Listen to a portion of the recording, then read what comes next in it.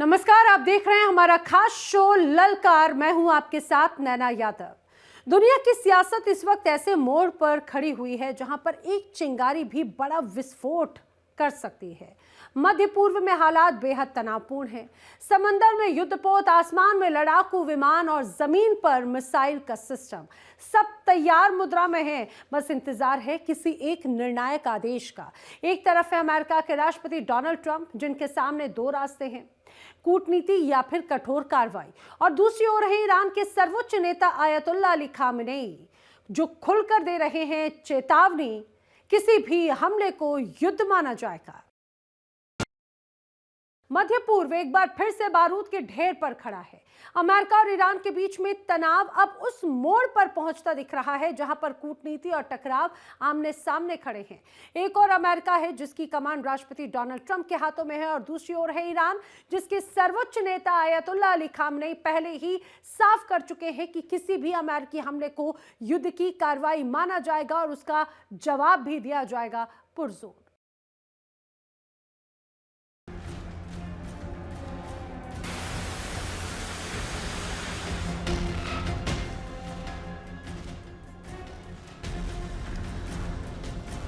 Washington की चेतावनी, Tehran की चुनौती।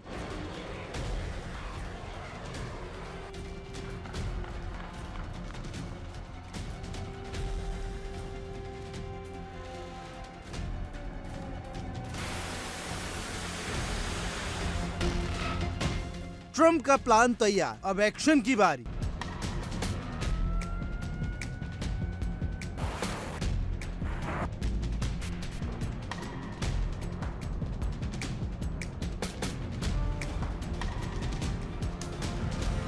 खामेनेई के खात्मे का प्लान, आगे क्या करेगा ईरान?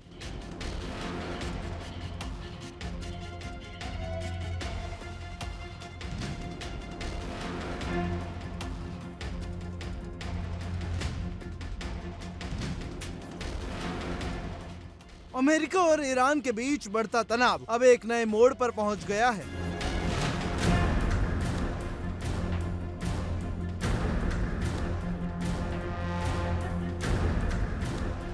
जंग की दास्तान अब आखिरी मोड़ पर है। बस कुछ ही दिनों में कब युद्ध की स्थिति पैदा हो जाए, कोई नहीं जानता।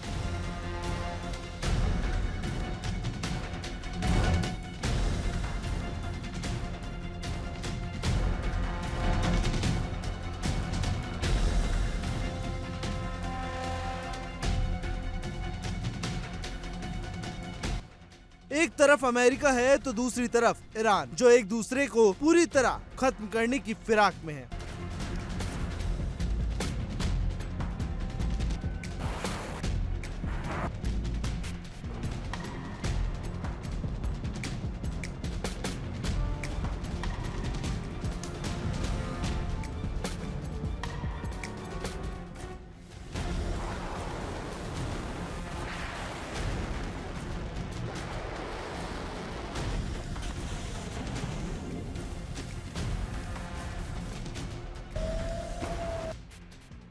ईरान के सुप्रीम लीडर खामेनेई ट्रंप को ललकार चुके हैं। खामेनेई साफ कर चुके हैं कि अमेरिका का कोई भी हमला ईरान की तरफ से युद्ध माना जाएगा। अब ऐसे में दुनिया के कई देशों की नजर मिडिल ईस्ट पर है।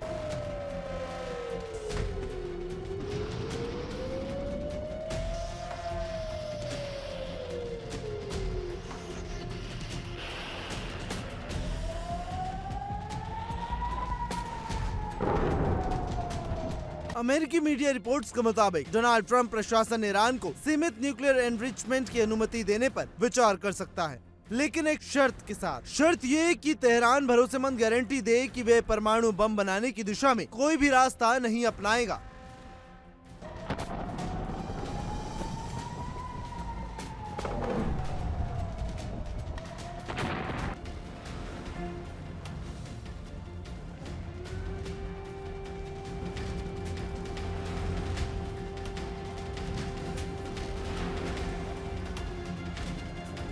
लेकिन अगर ईरान ने इन शर्तों को नहीं माना तो सैन्य विकल्प भी तैयार है। तो क्या अब मध्य पूर्व एक बड़े टकराव की ओर बढ़ चुका है?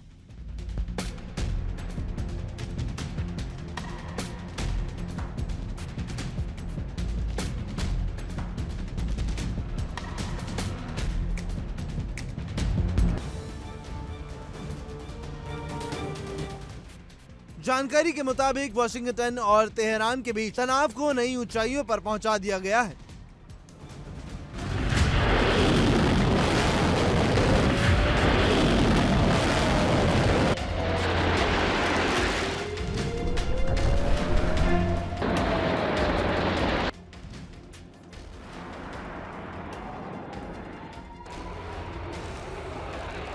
बताया जा रहा है कि पेंटागन ने संभावित सैन्य कार्रवाई के कई विकल्प तैयार किए हैं।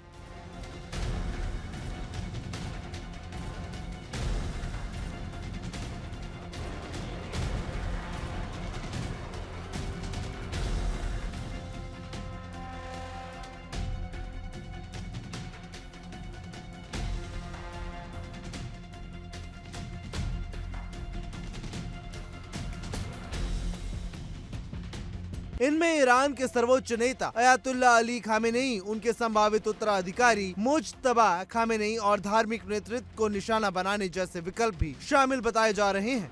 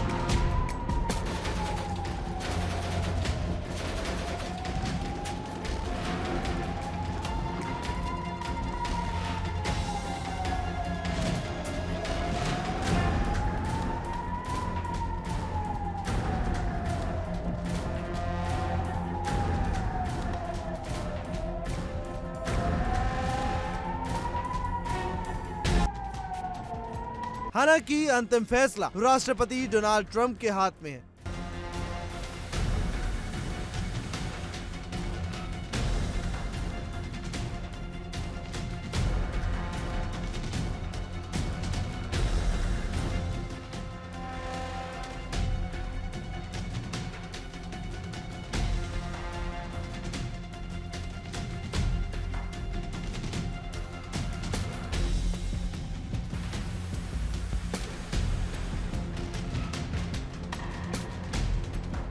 इधर अमेरिका ने मध्य पूर्व में अपनी सैन्य मौजूदगी बढ़ा दी है। साल 2003 के इराक वॉर के बाद यह सबसे बड़ी तैनाती मानी जा रही है। क्षेत्रीय सूत्रों का कहना है कि खाड़ी देशों और इजराइल को संभावित सैन्य टकराव की आशंका ज्यादा दिख रही है।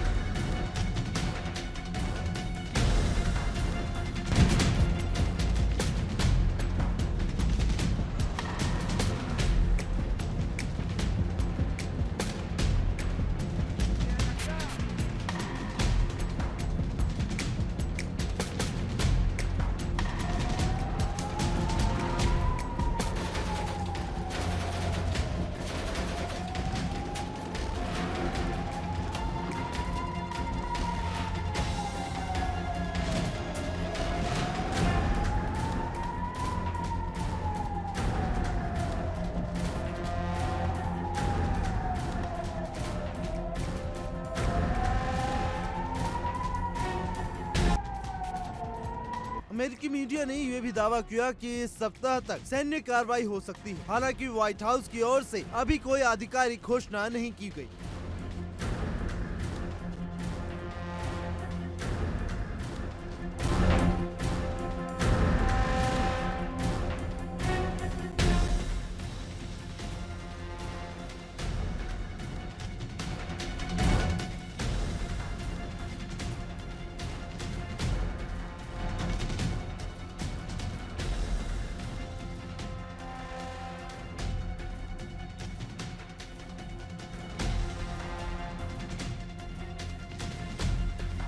दूसरी ओर ईरान के विदेश मंत्री का कहना है कि बातचीत पूरी तरह खत्म नहीं हुई है। उन्होंने कहा कि कई मुद्दों पर सहमति बनी है, लेकिन कुछ अहम बिंदुओं पर मतभेद बरकरार है। ईरान का दावा है कि उसका परमाणु कार्यक्रम पूरी तरह शांतिपूर्ण है और वह भरोसा बहाल करने के लिए राजनीतिक और तकनीकी उपायों पर सहमत हो सकता है।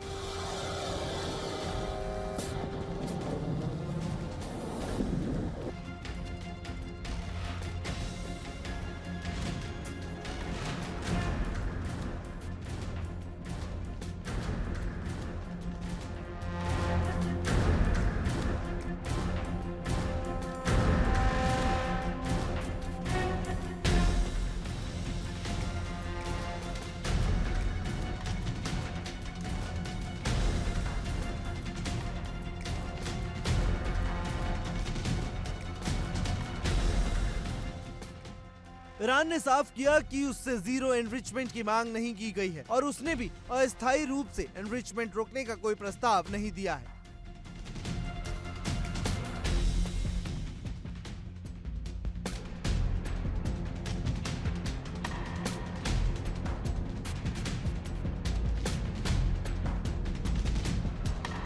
फिलहाल हालात बेहद नाजुक है। कूटनीतिक रास्ता खुला है, लेकिन सैन्य विकल्प भी मेज पर रखे हुए हैं। अब दुनिया की नजर वाशिंगटन और तेहरान पर टिकी हुई है। क्या बातचीत से समाधान निकलेगा या मध्य पूर्व एक और बड़े संघर्ष की तरफ बढ़ेगा?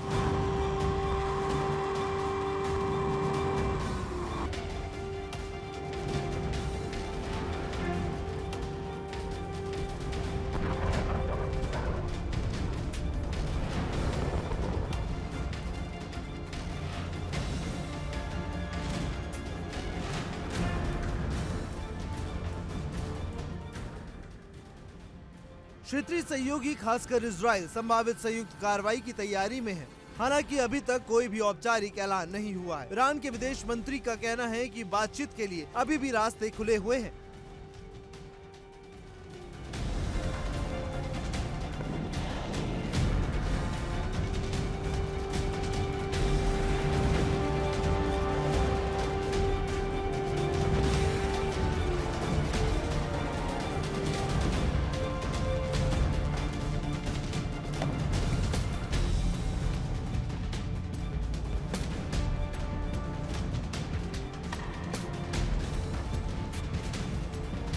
लेकिन सवाल ये कि क्या दोनों देशों के बीच भरोसे की कमी को इतनी जल्दी दूर किया जा सकता है, या फिर किसी सैन्य कार्रवाई की आशंका सच साबित हो सकती है, या फिर जो दुनिया सोच रही है अब उसका काउंटडाउन शुरू हो गया है।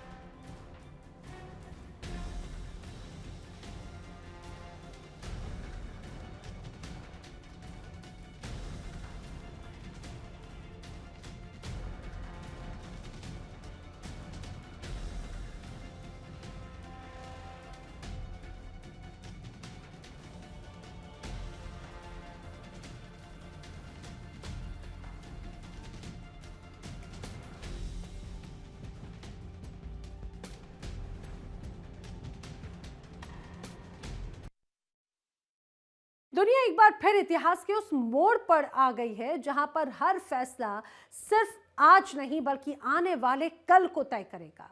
अब दुनिया कितने गुटों में बंटने जा रही है, ये एक बड़ा सवाल है। यूरोप, मिडिल ईस्ट और एशिया पैसिफिक में जैसे जैसे ग्लोबल टेंशन बढ़ रही है, वैसे वैसे तीसरे विश्व युद्ध को लेकर भी बहस बढ़ती हुई नजर आती है। ये कहा जाए अब ये बहस नहीं बल्कि एक तरह से गणना शुरू हो चुकी है। इजराइल और ईरान का टकराव किसी भी वक्त एक बड़े मध्य पूर्वी युद्ध में बदल सकता है। उधर अमेरिका और रूस के रिश्ते फिर से कोल्ड वॉर प्लस मोड में हैं और इसी बीच डोनाल्ड ट्रंप का ग्रीनलैंड को कंट्रोल करने का बयान इस बात का संकेत है कि ताकत अब सीमाओं से नहीं बल्कि रणनीतिक भूगोल से तय होगी।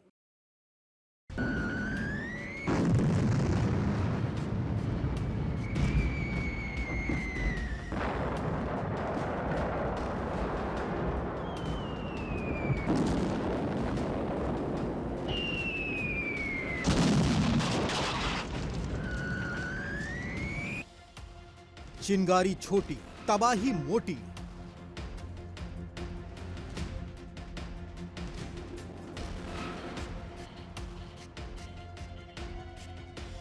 चीन रूस साथ, बदले हालात।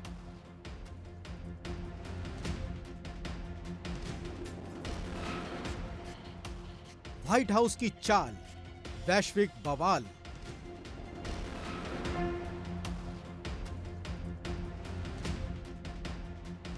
अमेरिका जंग में करीब करीब चिंगारी लगा चुका है। वैश्विक तनाव हर दिन कई गुना बढ़ रहा है। ऐसे में एक के बाद एक चेतावनी ये बता रही है कि जंग तो होगी, लेकिन कब, कैसे, इसके लिए एक इशारे का इंतजार है।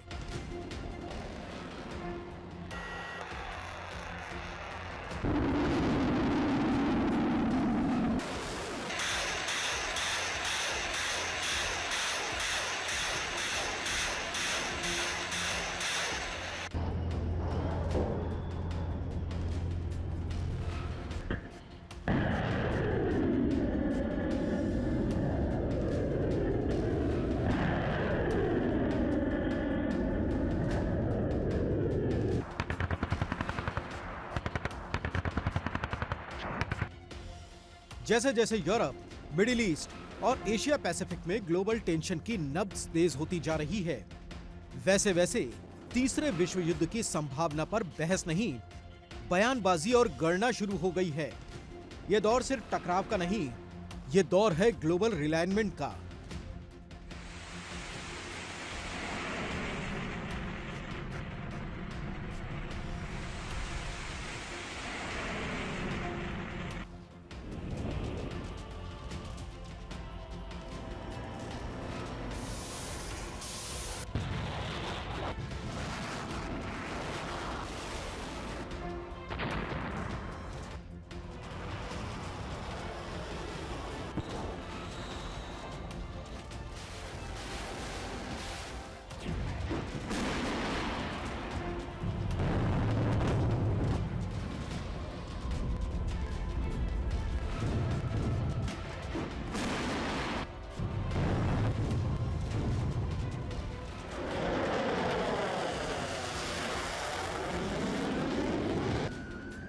इजरायल और ईरान के बीच बढ़ता तनाव मध्य पूर्व में किसी भी वक्त एक युद्ध में बदल सकता है।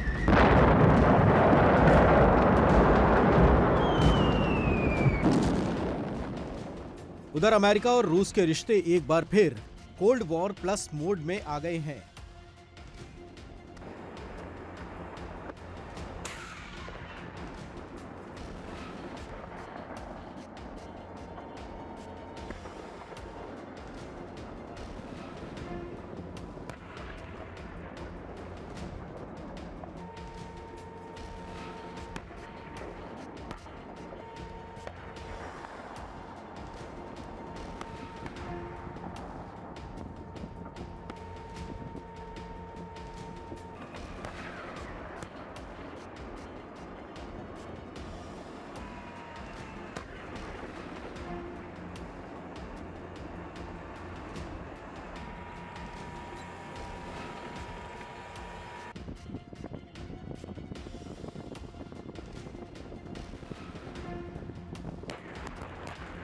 इसी बीच डोनाल्ड ट्रंप का ग्रीनलैंड को लेकर खुला दावा ये इशारा करता है कि ताकत अब सीमाओं से नहीं, संसाधनों और रणनीतिक भूगोल से तय होगी।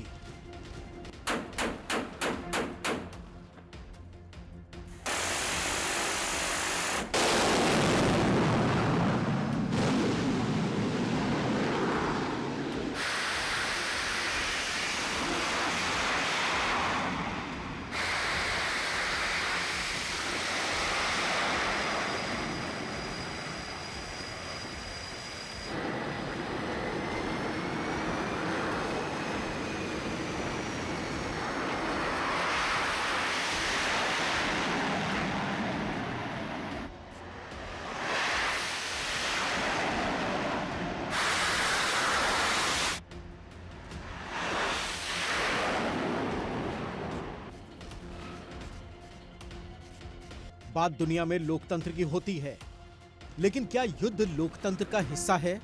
इसका जवाब शायद इतिहास में मिलेगा। इतिहास गवाह है कि जब भी लोकतंत्र शब्द मिसाइलों के साथ आता है तो उसके पीछे अक्सर संसाधनों की एक सोची समझी प्लानिंग होती है।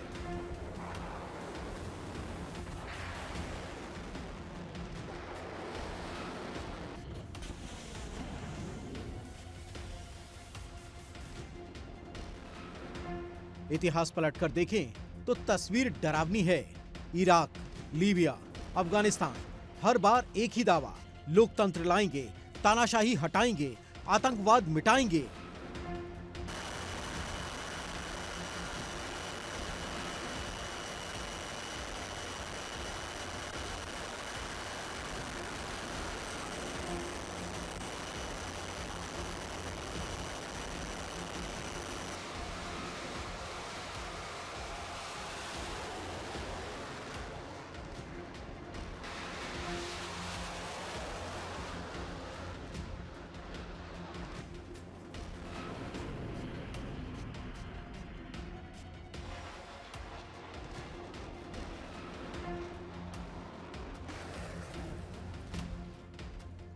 लेकिन हर बार नतीजा टूटे हुए देश, हजारों लाशें, बर्बाद अर्थव्यवस्था और अंतहीन अराजकता।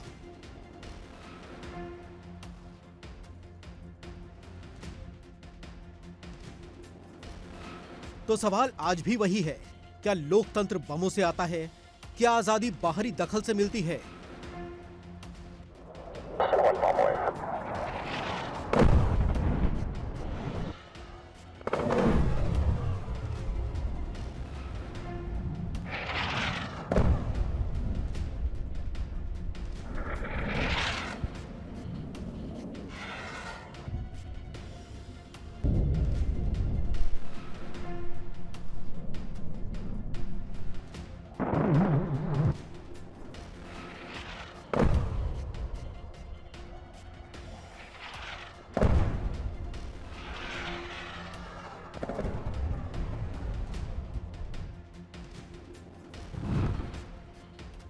या फिर दुनिया इतिहास से कुछ सीखेगी? क्योंकि जब भी लोकतंत्र की आड़ में संसाधनों की लड़ाई लड़ी जाती है तो सबसे ज्यादा कीमत आम जनता चुकाती है।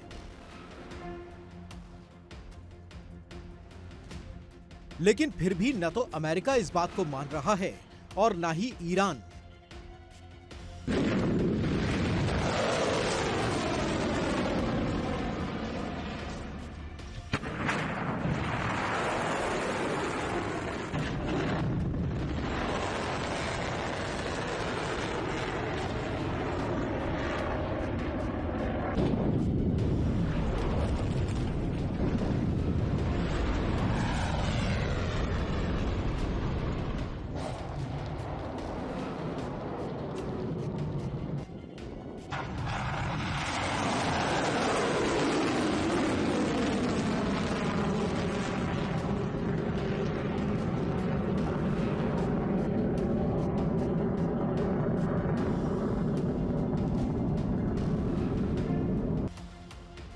सिर्फ यही नहीं रुक रहे डोनाल्ड ट्रंप, वो इस बार तीसरे विश्व युद्ध को मानो न्योता दे रहे हों।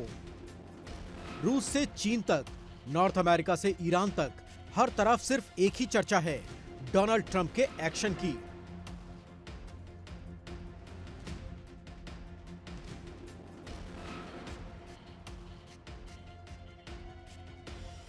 अगर तीसरा विश्व युद्ध होता है तो दुनिया बेतरतीब नहीं बटेगी, बल्कि उभरेगा ब्लॉक बेस्ड वर्ल्ड ऑर्डर, जहां हर देश की हैसियत उसके हथियारों से नहीं, उसकी स्थिति से तय होगी। क्योंकि ये एक ऐसी स्थिति होगी जो दुनिया को बर्बादी की तरफ ढकेलेगी और दुनिया गुटों में बंटनी शुरू हो जाएगी।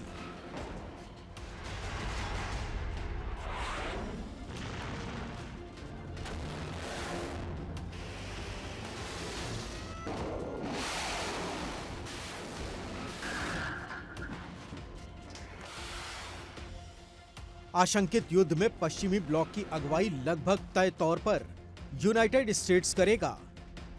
ये नेटो का सिर्फ विस्तार नहीं होगा, ये होगा NATO 2.0 globalised alliance. United kingdom, France, Germany, Italy और बाकी नेटो सदस्य इस ब्लॉक की रीढ़ बनेंगे। एशिया पैसिफिक में जापान, दक्षिण कोरिया, ऑस्ट्रेलिया और कनाडा स्ट्रेटेजिक पिलर्स की भूमिका निभाएंगे। इजराइल खास तौर पर ईरान से जुड़े मध्य पूर्वी संघर्ष में एक फ्रंटलाइन प्लेयर होगा।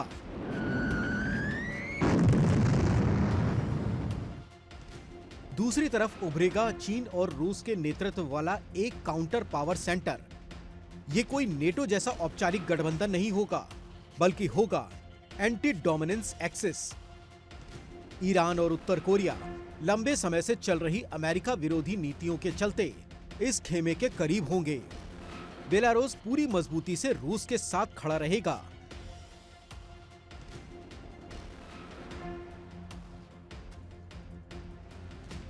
और कुछ अफ्रीकी और लैटिन अमेरिकी देश जो पश्चिमी प्रतिबंधों से नाखुश हैं, राजनीतिक या लॉजिस्टिक सपोर्ट दे सकते हैं।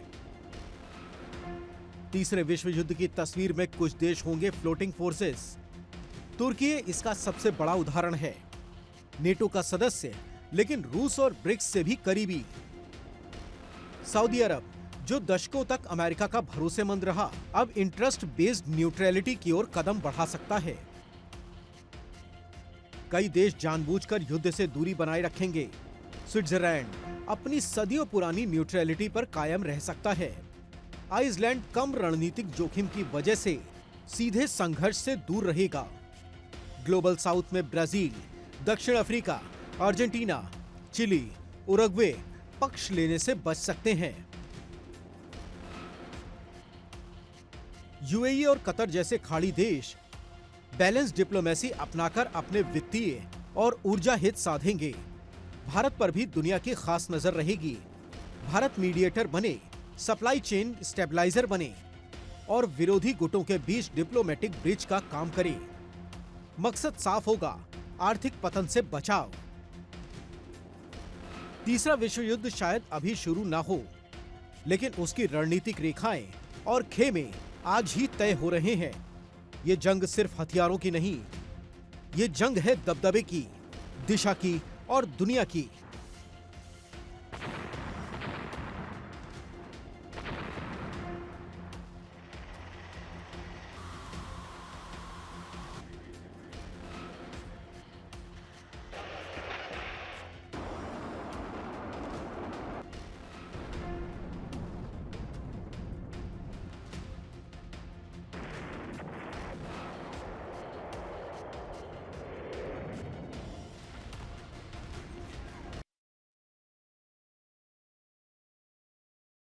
दुनिया इस वक्त एक बेहद नाजुक दौर से गुजर रही है। कई मोर्चों पर तनाव फैला है। मध्य पूर्व में इजराइल और हमास के बीच में छिड़ी जंग थमने का नाम नहीं ले रही। हर दिन नई तबाही, हर दिन बढ़ता तनाव। यूरोप में यूक्रेन और रूस का युद्ध अभी भी जारी है, जहां हथियार बोल रहे हैं और कूटनीति बेबस नजर आती है। अमेरिका के लिए खामनेई से पंगा लेना कितना चुनौतीपूर्ण है, ये एक बड़ा सवाल है। अब ईरान के सुप्रीम लीडर खामनेई कैसे अपनी सुरक्षा का ख्याल रखे हुए हैं, ये भी जानना बेहद जरूरी है।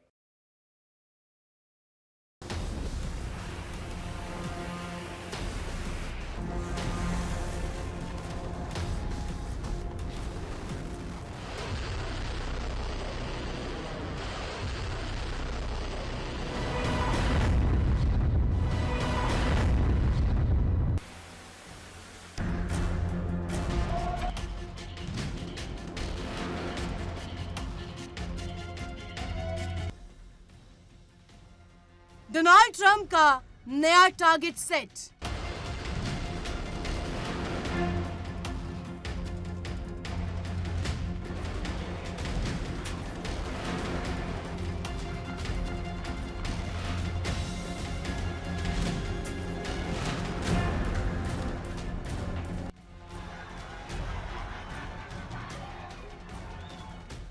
अमेरिका ने तैयार किया ईरान के लिए मास्टर प्लान।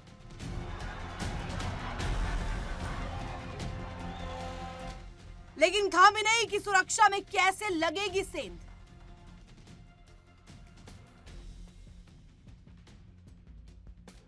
दुनिया में इस समय कई देशों में टेंशन फैली हुई है। तनाव इस कदर बढ़ा हुआ है कि वो किसी भी समय तीसरे विश्व युद्ध की घंटी बज सकती है।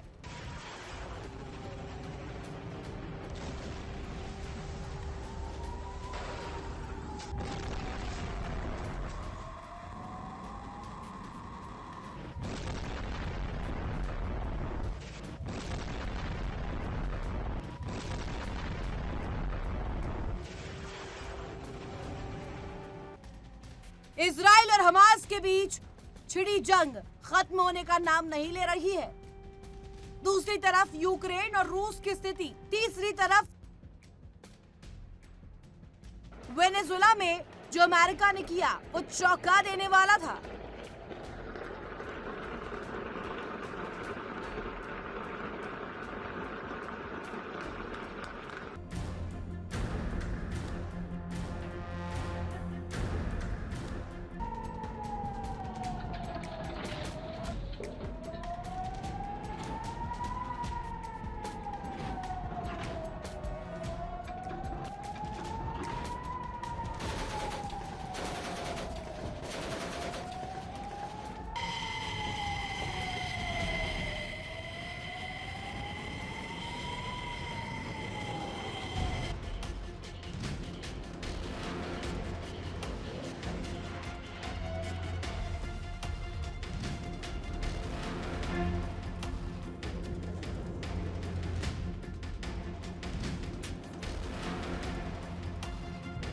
हाल ही में वेनेजुएला में जो हुआ उससे दुनिया हैरान है, परेशान है।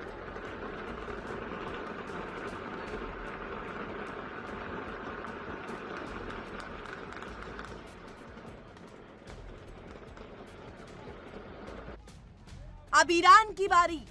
आप सोच रहे होंगे कि ऐसा क्यों? तो इसके पीछे की वजह है ईरान के सुप्रीम लीडर।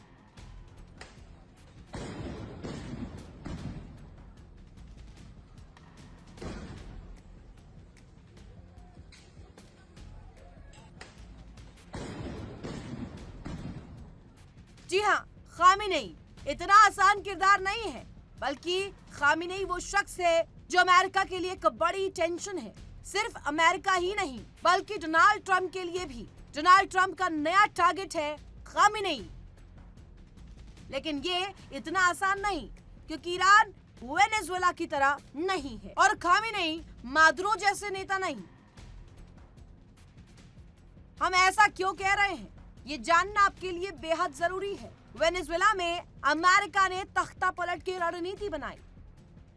सत्ता परिवर्तन खुलकर एजेंडे में रहा, लेकिन ईरान की कहानी बिल्कुल अलग है। यहाँ सत्ता सिर्फ एक व्यक्ति नहीं, बल्कि पूरे सिस्टम की है, और इस सिस्टम की धुरी है सुप्रीम लीडर अयातुल्ला अली खामिनेई। और खामिनेई तक पहुंचना काफी मुश्किल। ईरान में सत्ता किसी एक व्यक्ति तक सीमित नहीं है, बल्कि पूरे वैचारिक, सैन्य और धार्मिक सिस्टम में बटी हुई है, और इस सिस्टम की धुरी है सुप्रीम लीडर अयातुल्ला अली खामिनेई।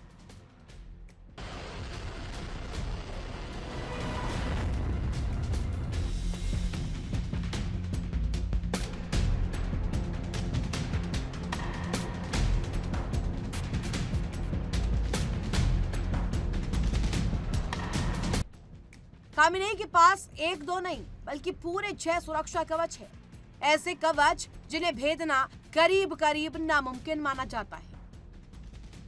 ये 6 कवच है मुस्लिम वर्ल्ड का समर्थन, शिया मुस्लिमों की निष्ठा, ईरान की ताकतवर सेना, खामिनेई का भेद्य सुरक्षा घेरा,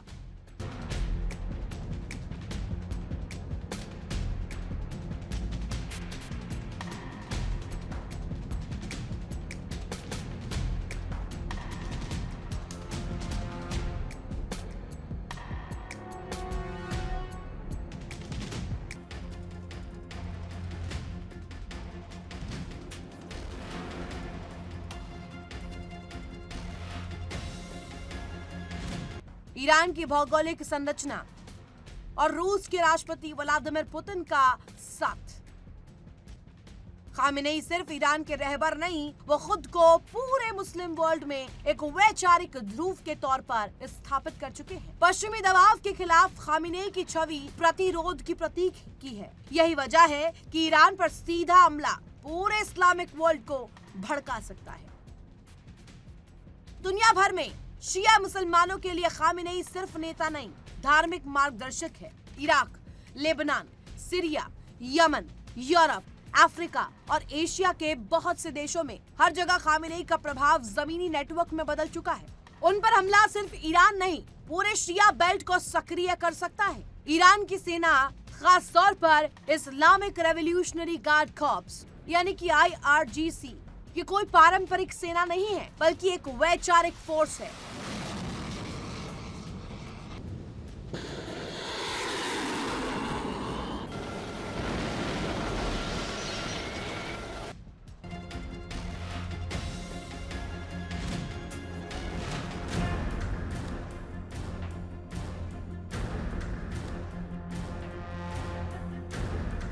IRGC सीधे सुप्रीम लीडर को जवाबदेह है और खामेनेई की सुरक्षा इसके लिए धार्मिक कर्तव्य की तरह। लेकिन खामेनेई की जान की हिफाजत किसी आम फौज के पास नहीं है, ये जिम्मेदारी है वली अम्र फोर्स की। IRGC की सबसे खास, सबसे रहस्यमयी और सबसे खतरनाक यूनिट वली अम्र का मतलब आदेश देने वाले की सेना। ईरान में इसका मतलब साफ है, सुप्रीम लीडर की सुरक्षा।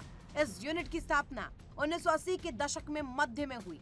आज इसमें करीब 12,000 चुनिंदा जवान हैं। ये जवान सिर्फ हथियारों में नहीं, बल्कि साइबर वॉरफेयर, काउंटर इंटेलिजेंस, आंतरिक साजिशों की पहचान और साइलेंट एलिमिनेशन में माहिर है। Bureau report, India daily.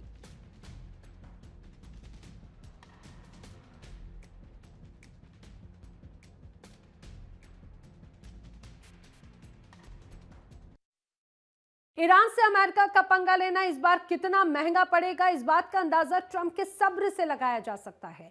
Donald Trump वो इस बार तीसरे युद्ध को मानो न्योता दे रखे हैं। रूस से चीन तक, नॉर्थ अमेरिका से ईरान तक, हर तरफ सिर्फ एक ही चर्चा है, तीसरे विश्व युद्ध की। ईरान को दहलाने की प्लानिंग सेट करना। खामनेई जैसे सर्वोच्च नेता को भी डोनाल्ड ट्रंप ने धमकी देते हुए पीछे नहीं हटे, लेकिन खामनेई को रास्ते से हटाना क्या ट्रंप के लिए इतना आसान है? ये एक बड़ा सवाल है।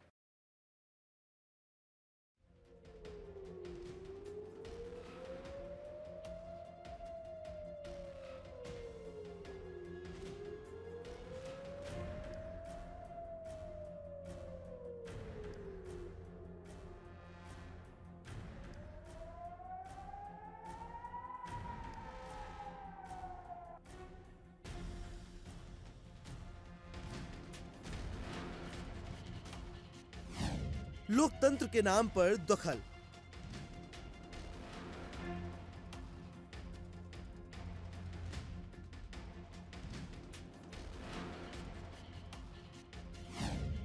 जनता नहीं, ताकत तय करती है सत्ता।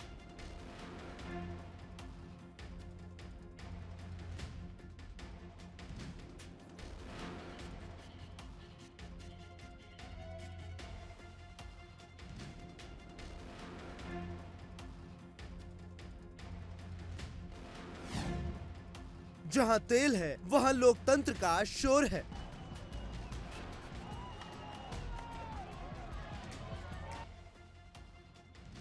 एक संप्रभु देश की सत्ता हजारों किलोमीटर दूर बैठा एक शख्स बदल दे तो सवाल उठना लाजमी है।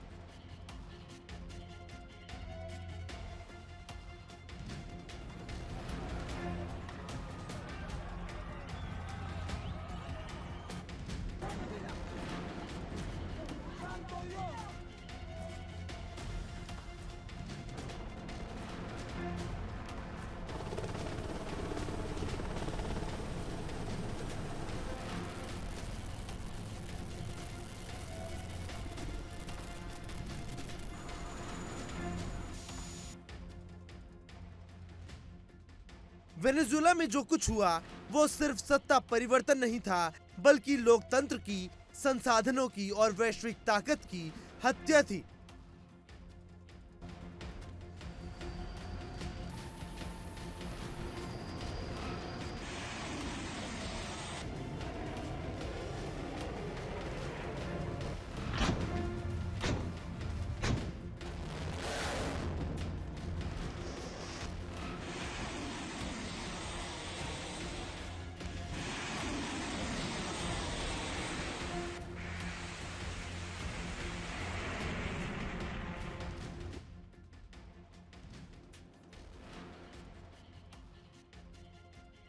वेनेजुएला एक ऐसा देश जहां सत्ता परिवर्तन का फैसला बैलेट बॉक्स से नहीं बल्कि वॉशिंगटन से तय हुआ। अगर मान भी लें कि निकोलस मादुरो तानाशाह थे, ड्रग्स स्मगलर थे, तो क्या उन्हें हटाने का अधिकार अमेरिका के पास है?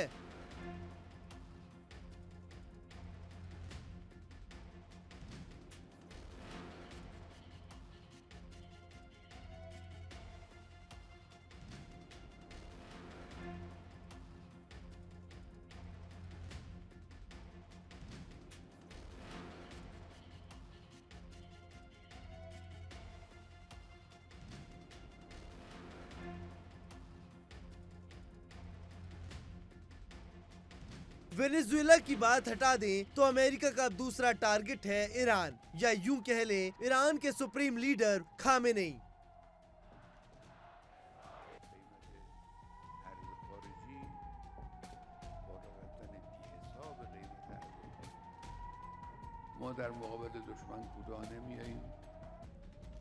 खामेनेई वो शख्स है जो ट्रंप की आंखों में अब चुभने लगे हैं।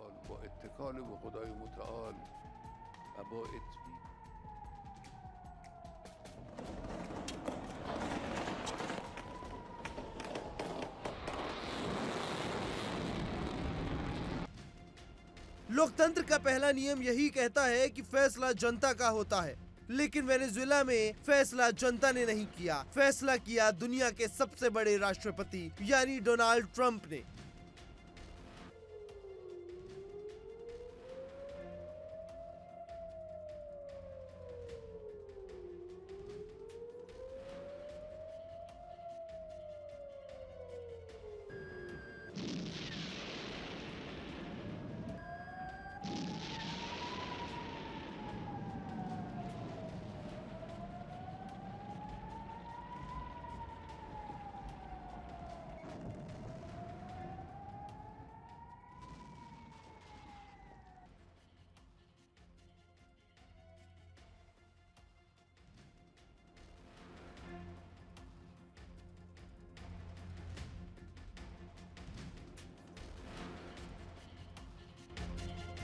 यहाँ सवाल उठता है लोकतंत्र या तेल। सत्ता परिवर्तन के तुरंत बाद तेल की चर्चाएं शुरू हो जाती है, अमेरिकी कंपनियों की एंट्री, तेल के मैनेजमेंट की बातें। तो सवाल सीधा है, अगर मकसद लोकतंत्र था तो इतनी जल्दी तेल का एजेंडा क्यों स्थापित कर दिया गया?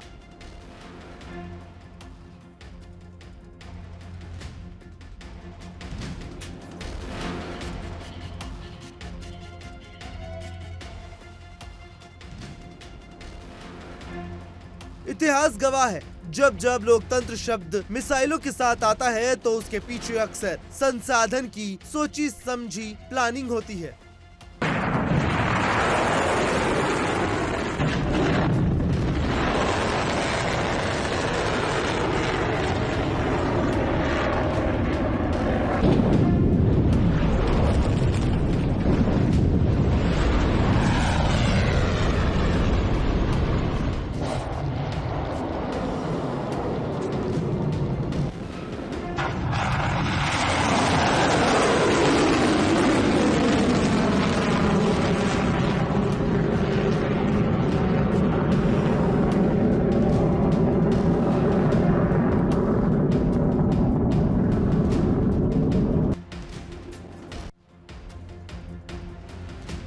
सिर्फ यही नहीं रुक रहे डोनाल्ड ट्रंप, वो इस बार तीसरे विश्व युद्ध को मानो न्योता दे रहे हो।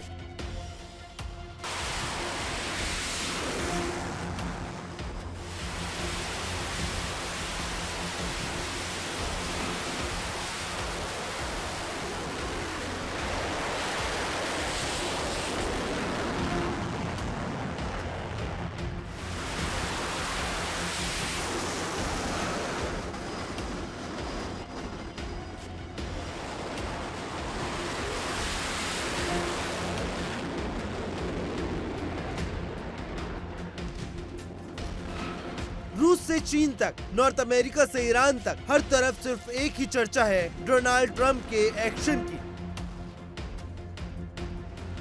वो भी एक तानाशाह के रूप में।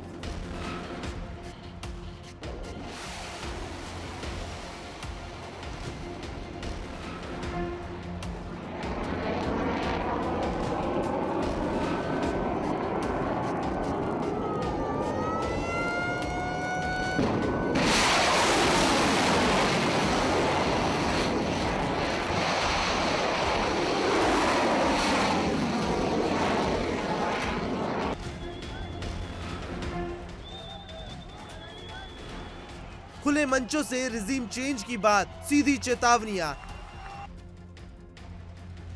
अब सवाल ईरान पर है। ईरान की अहमियत क्या है?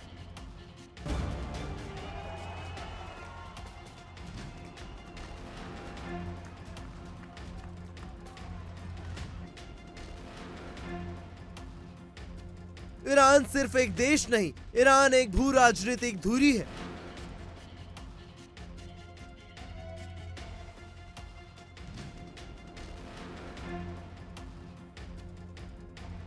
यही वो रास्ता है जहां से दुनिया का बड़ा हिस्सा तेल का सफर तय करता है। जो होर्मुज को कंट्रोल करता है वो वैश्विक ऊर्जा बाजार को हिला सकता है।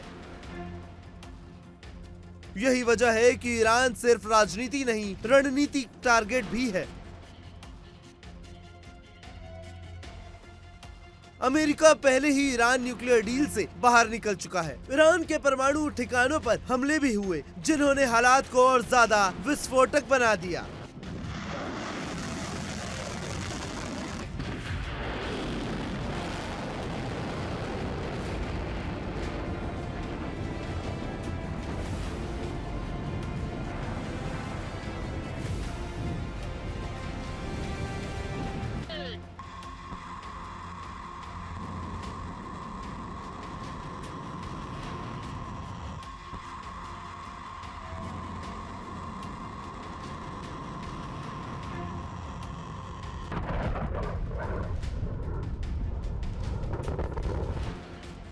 अब सवाल ये है कि क्या ईरान को उसी रास्ते पर ले जाया जा रहा है जिस रास्ते पर वेनेजुएला को धकेला गया।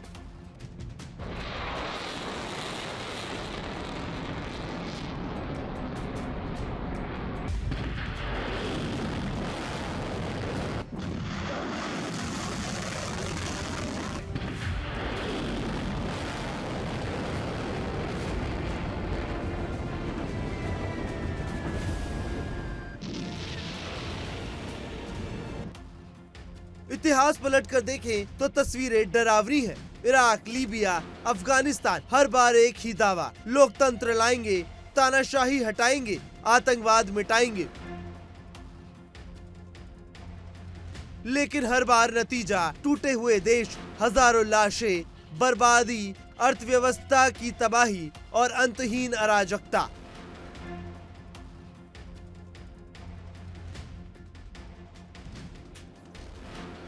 लोकतंत्र नहीं आया, सिर्फ अस्थिरता आई और सब कुछ हुआ सिर्फ एक इशारे पर। तो सवाल आज भी वही है, क्या लोकतंत्र बमों से आता है?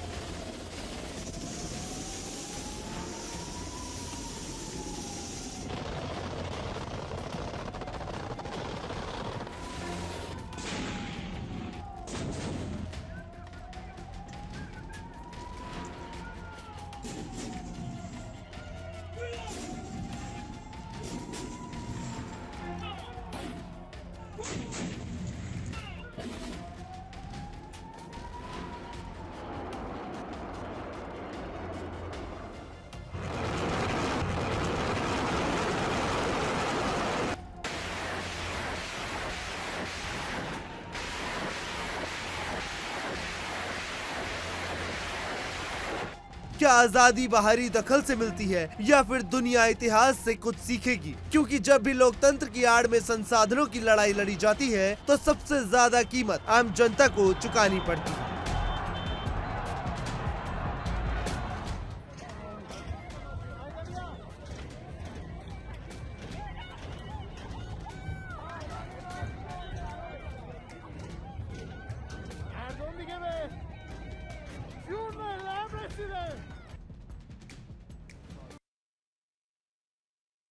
अब अमेरिका के सामने चुनौती सिर्फ एक मोर्चे की नहीं रही, बल्कि तस्वीर कहीं ज्यादा जटिल और बहुस्तरीय हो चुकी है।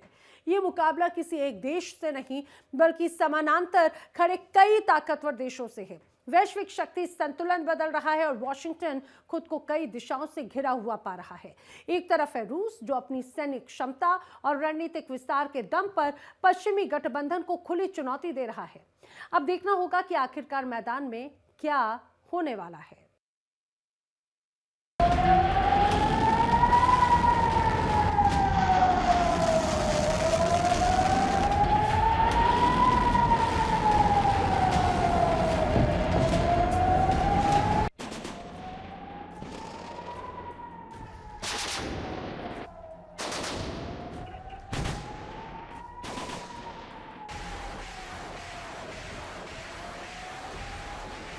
दुनिया के महासागरों और सीमाओं पर तनाव लगातार बढ़ रहा है।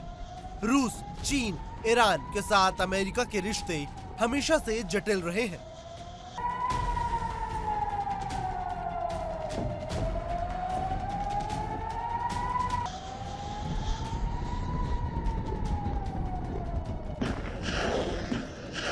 लेकिन सवाल ये है, अमेरिका का असली दुश्मन कौन?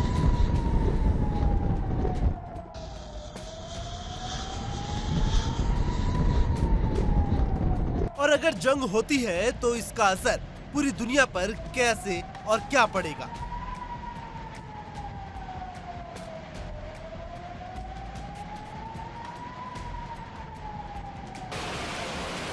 अमेरिका के सामने चुनौती केवल किसी एक देश की नहीं, बल्कि समांतर रूप के कई क्षेत्रीय और वैश्विक ताकतों की है।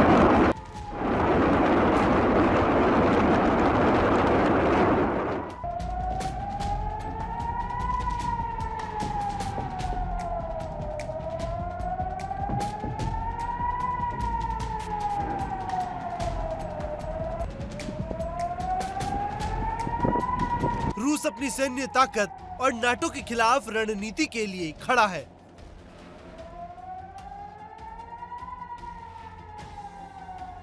जबकि चीन एशिया और समुद्री मार्गों पर अमेरिका को चुनौती दे रहा है।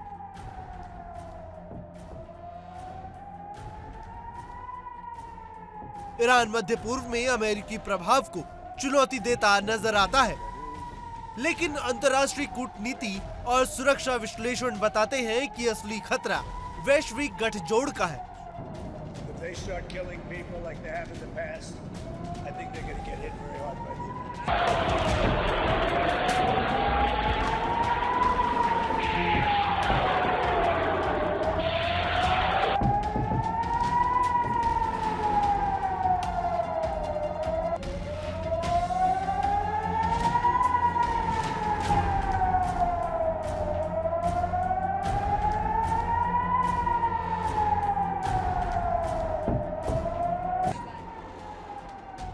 और संघर्षों से पैदा होने वाला यानी एक बहुदेशीय टकराव, जिसे कभी कभी बैटल ऑफ पावर भी कहा जाता है। अगर ये टकराव युद्ध में बदलता है तो सिर्फ अमेरिका या रूस, चीन ही प्रभावित नहीं होंगे। वैश्विक अर्थव्यवस्था, तेल और गैस की आपूर्ति और अंतर्राष्ट्रीय व्यापार मार्ग खतरे में पड़ सकता है, संकट में पड़ सकता है। संयुक्त राष्ट्र और दूसरे सुरक्षा मंचों का रोल भी चुनौतीपूर्ण हो जाएगा।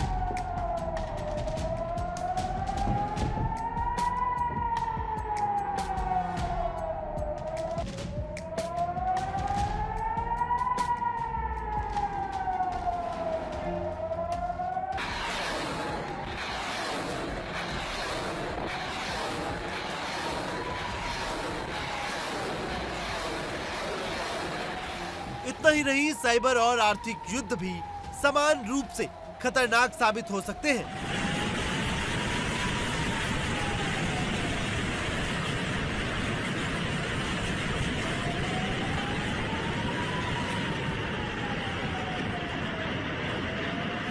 क्योंकि अब आधुनिक जंग केवल मिसाइल और ड्रोन तक ही सीमित नहीं है।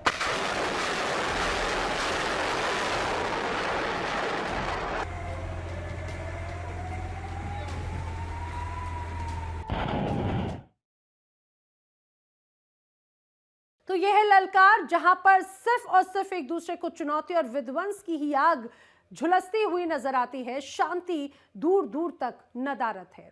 यहां पर वक्त एक ब्रेक का, लेकिन देश दुनिया की तमाम खबरें इंडिया डेली पर आगे भी जारी है। देखिए इंडिया डेली 24/7 अब आपके स्मार्ट टीवी पर। इंडिया डेली मौजूद है सभी डिजिटल प्लेटफॉर्म पर लाइव और लगातार। इंडिया डेली 24/7 हर दिन राष्ट्र को समर्पित।